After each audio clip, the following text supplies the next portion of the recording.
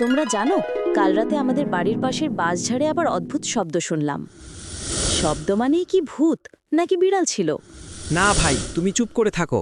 বাসঝাড়ে অদ্ভুত শব্দ মানেই কিছু একটা আছে। আমার চাচা বলেছেন রাতে নাকি নীল আলো দেখা যায়। ঠিক তাই, আমি নিজে দেখেছি যেন কারো ছায়া ঘোরাফেরা করছে। হুঁ, ছায়া? কেমন ছায়া? লম্বা, মাথায় চুল উড়ছে, আর যেন হাত বাড়িয়ে আছে। আরে, আমার দাদা বলতেন বাসঝাড়ে নাকি এক বুড়ি ভূত থাকে, হাঁটু পর্যন্ত লম্বা চুল, আর হাঁটে কোনো শব্দ ছাড়া। ঠিক আছে, কিন্তু ভূত যদি সত্যিই থাকে, তবে দিনের বেলায় তো দেখা যেত। ভূত দিনের বেলায় ঘুমায়, রাতে বের হয়, এটাই তো সব গল্পে বলা। হ্যাঁ, আর ভূত নাকি শীষ দিলে সাড়া দেয়। এ না, না, পাগল নাকি? যদি সত্যিই কিছু সাড়া দেয়? অপেক্ষা কর, শুনলি? একটা পাতার শব্দ হলো। কোথায়? কোথায়? এই দেখো, একটা ছাগল। ভূত বলে ভয় পেয়েছ?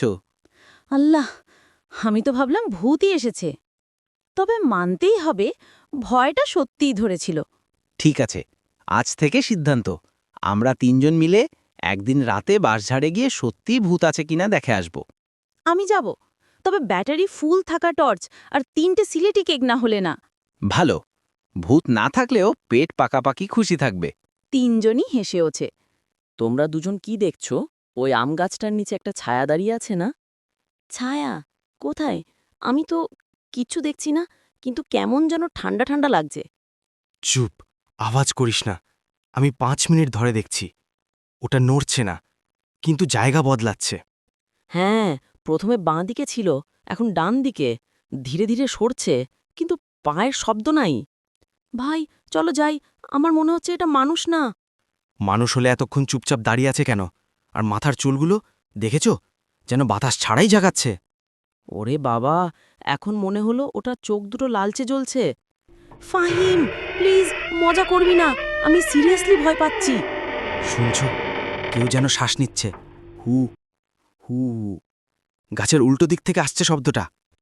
এটা মানুষের শ্বাসের মতো না, খুব ভারী, গভীর।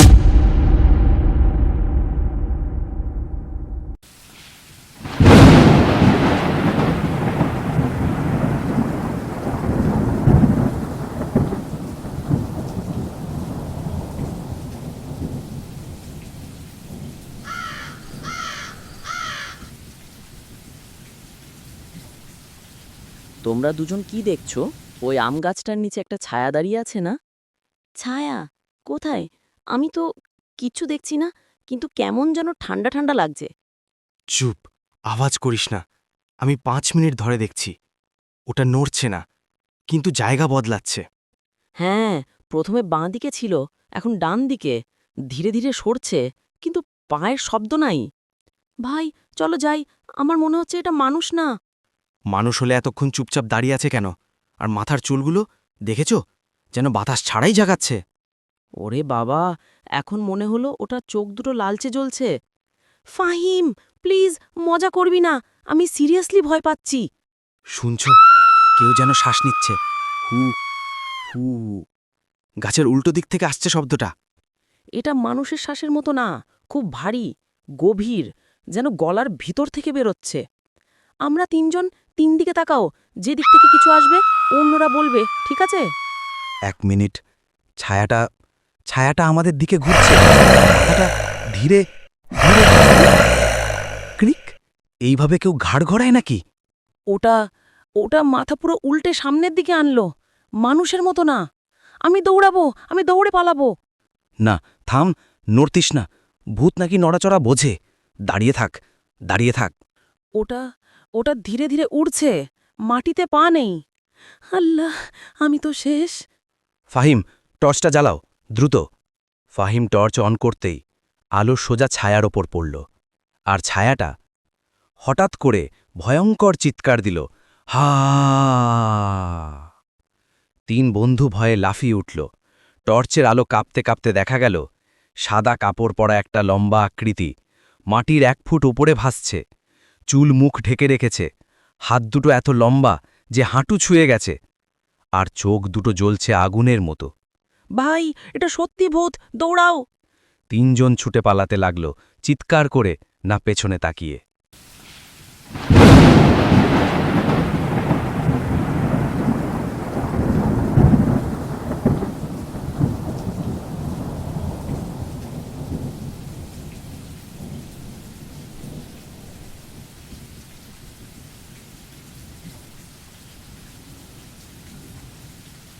চল চল পালিয়ে যাই, চল, আর এখানে এক মুহূর্ত থাকা যাবে না, চল, ভূত ভূত।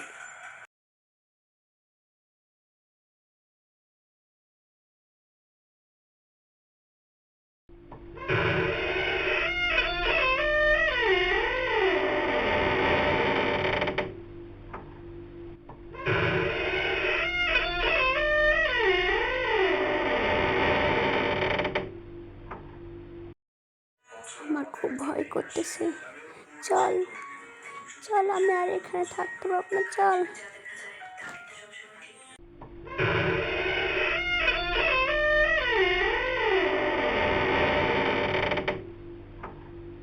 দেখতে পাস না দরজাটা কিভাবে নড়তেছে?